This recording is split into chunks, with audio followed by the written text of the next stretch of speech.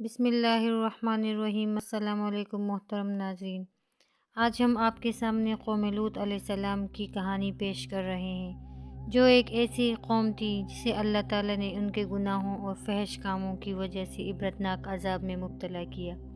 یہ کہانی قرآن مجید میں کئی مقامات پر بیان کی گئی ہے اور اس میں اللہ تعالیٰ کی طرف سے انسانیت کے لیے بڑے گہرے اسباق موجود ہیں۔ حضرت لوط علیہ السلام کی بعثت اور ان کا پیغام۔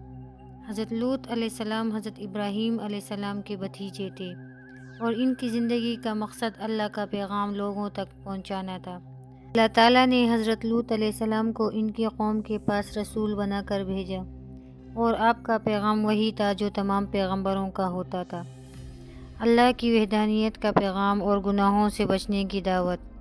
قوم لوط ایک انتہائی بگڑی ہوئی قوم تھی جس میں نہ صرف شرک رائج تھا بلکہ ان میں ایک اور عجیب و غریب اور انتہائی فحش گناہ بھی موجود تھا جو اس وقت کی کسی اور قوم میں نہیں پایا جاتا تھا۔ قوم لوط کا فحش عمل اور اس کا انجام۔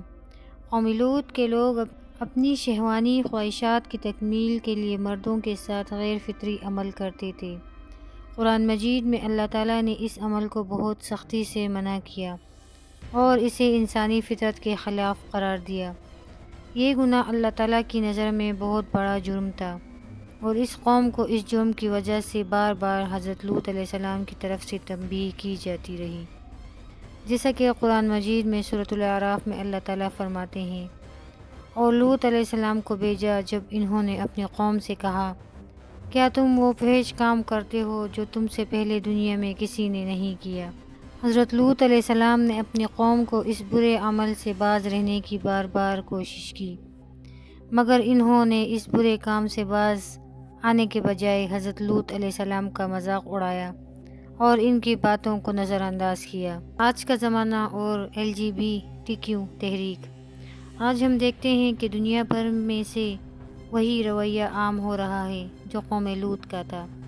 LGBTQ یعنی ہم جنس پرستی کو آج کے دور میں کسی طرح سے مقبول بنایا جا رہا ہے اور معاشرے میں اسے ایک معمول کی چیز کے طور پر قبول کروایا جا رہا ہے۔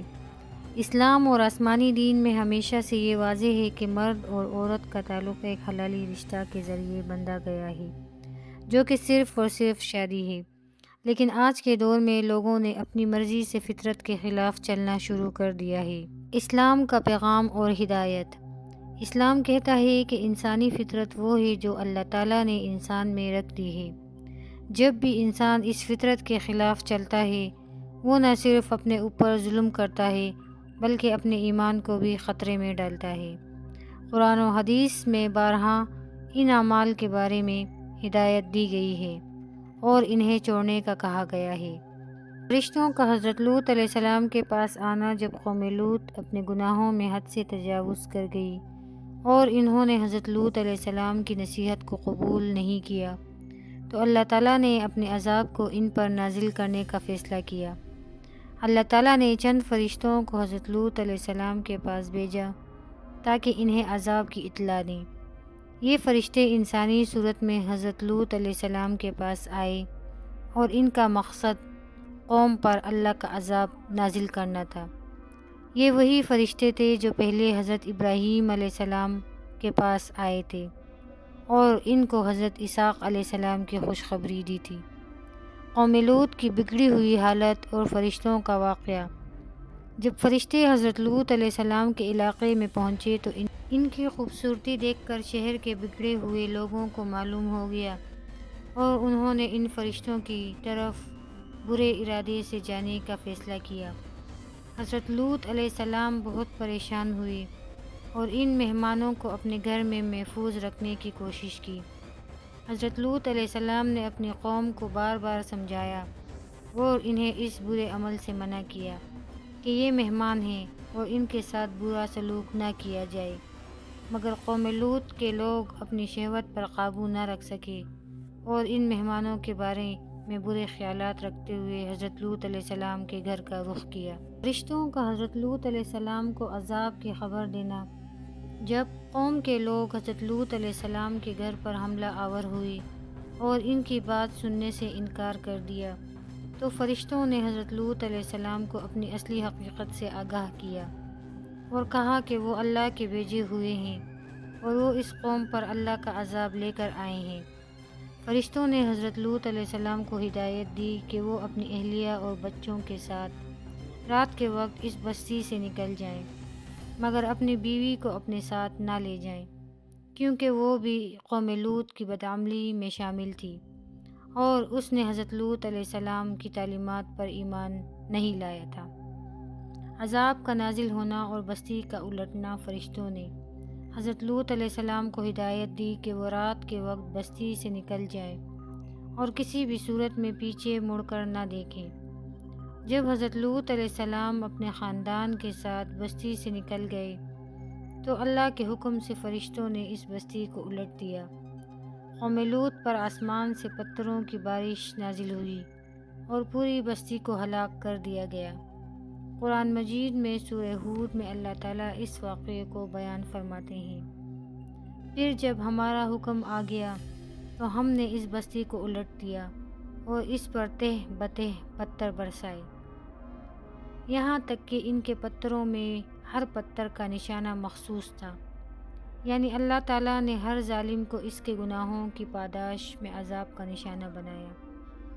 اس کہانی سے عبرت قوم لوط کا یہ واقعہ ہمیں سبق دیتا ہے، جب انسان اپنی فطرت کے خلاف عمل کرتا ہے اور اللہ تعالیٰ کے احکامات سے روگردانی کرتا ہے تو اس کا انجام ہمیشہ تباہی اور بربادی کی صورت میں ہوتا ہے۔